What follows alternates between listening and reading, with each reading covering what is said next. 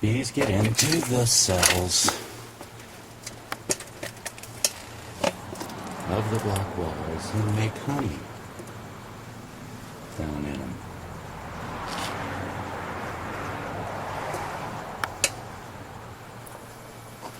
Nice, shaded by the bush. Yep. I tell you, these darn things are good at what they do.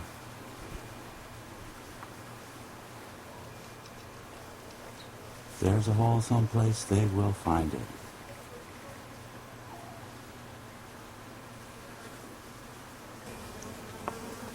Amazing. Blockhouse. A hole in the mortar joint.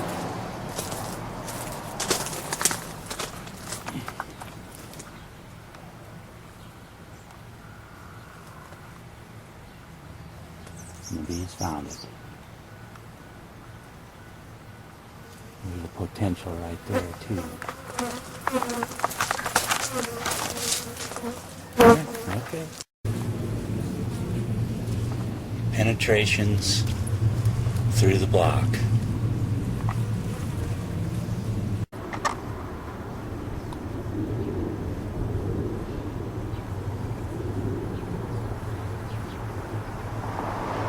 It's masonry for you. They'll find the holes. You can see this.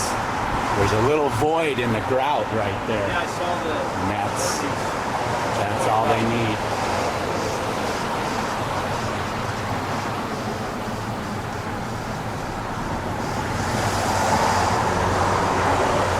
What's the purpose of your video? Block walls. All it takes is a little hole.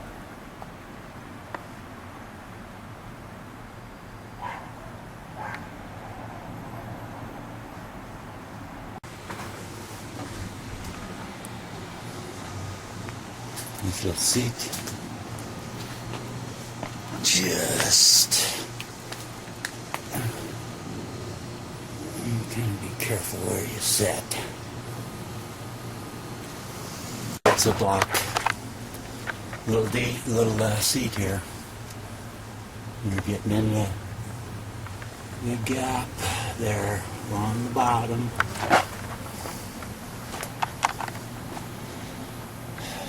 There you go. So anyway, bees are getting in there. You have these wheat poles. There must be a space for the bees to get through because they started coming out underneath this drain right there. Underneath the drain? Underneath the drain hole, like between 3 and 6 is a gap that I pushed, a cotton ball size of fiberglass in there and it just fell right in.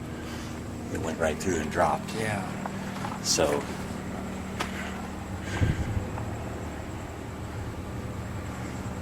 they can get from there over to there somehow, apparently, and quickly too. Well, that's because when I started messing with them, it only took maybe 30 seconds, and I was going, man, there's a lot of bees in the air. Grout channels that may lead to the roof cavity need to be sealed. Again, I prefer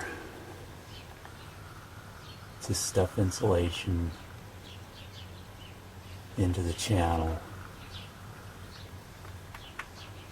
and then caulk over it.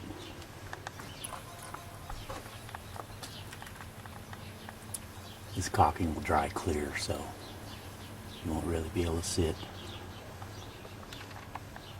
Because there's a possibility that through these grout channels there may be an avenue for the bees to get into the roof cavity. There may be voids in the grout that penetrate all the way into the cavity of the roof.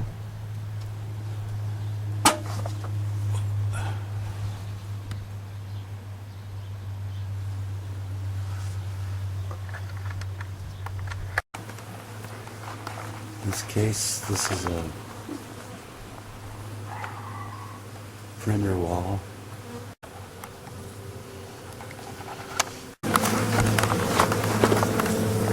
They've mounted these bricks on the side, so all of these holes are open.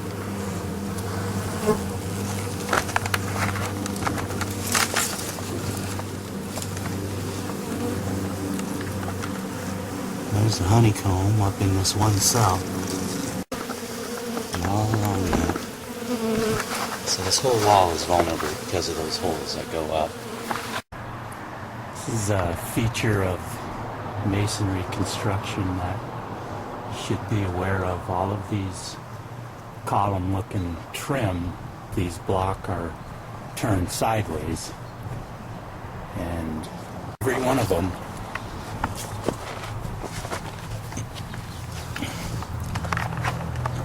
is hollow underneath. This thing to do is just cut some fiberglass insulation and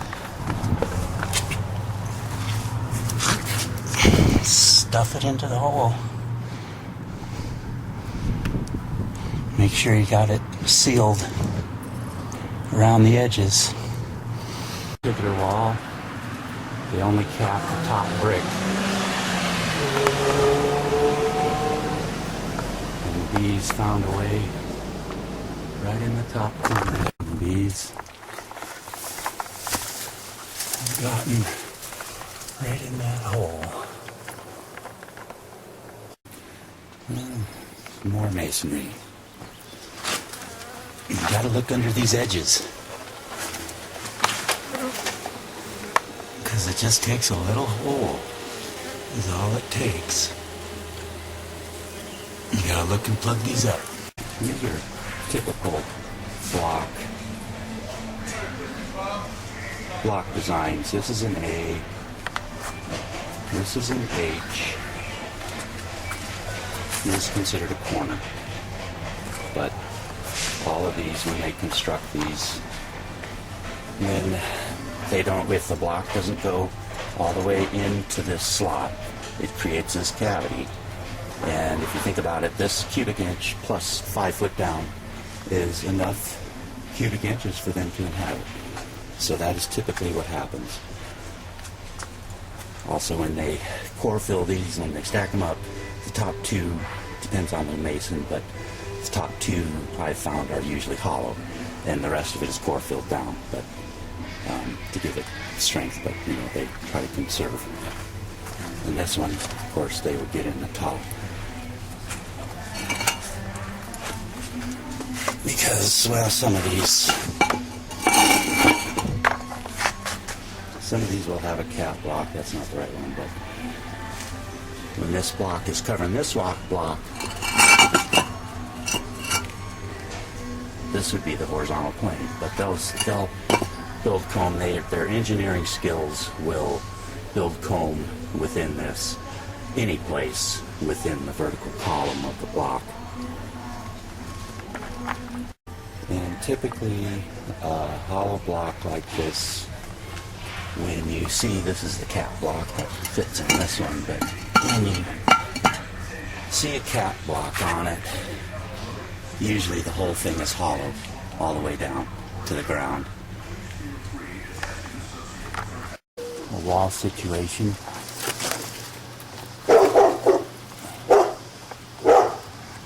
Corner edge. See where the bees are getting in. And there's a space that these little blocks slide into in this corner block. This corner block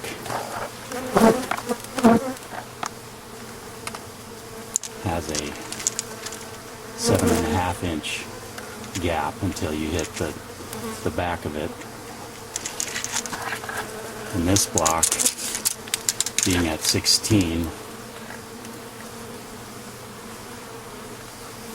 ends about there, so they've got a 4.5, 5 inch cavity that they'll go down into and build comb. In this case, the bees were getting in through the gap. What I've done here is I've stuffed insulation in this crack, and he'll have to caulk over it. But with these gaps, that's what you need to do, is stuff it with fiberglass and then caulk over it. Here we go again, this thin block. Of course, this column block is wide open. There's no brick to insert in the one end. Either that or it's a corner block, but the bees get into the hollow cells. The thin block don't go all the way into the H block or expansion block. Then there's a cavity there that the bees will use down the inside of this pillar. This is the cinder block yard wall that meets the house, and there's a gap around it. The possibility is that there's some way for the bees to get through that crack into a gap. If there's a gap in the mortar of this block, they can get into the cells of the block wall. This particular one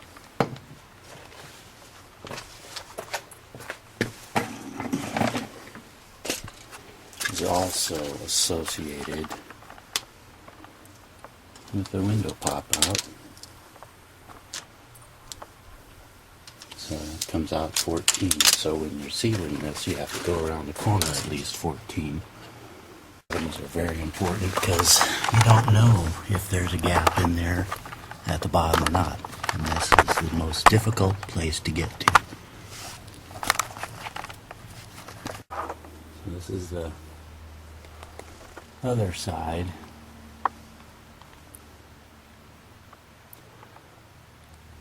Just caulk it up, and the bottoms are important to try to seal up around. You stack them up, create a vertical cavity, and they might grout the top two, but the lower ones are generally hollow.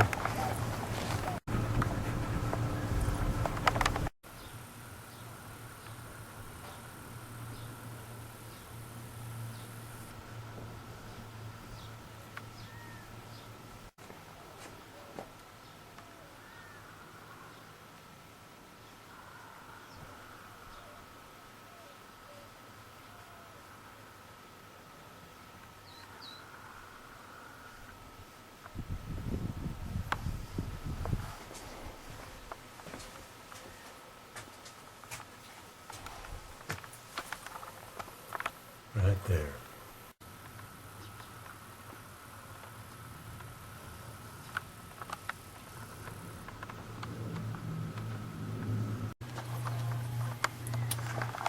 This is what they accomplished through that knothole. Masonry wall. You can see the bees. It's a weep hole. The bees have found a way in. One like another.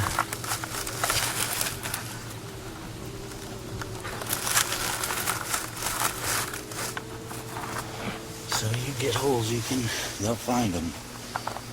This particular situation, it's a block house, and the vent into the ceiling are these holes in the brick. They had screening in there, but pack rats or something broke the screening out and the bees got in there.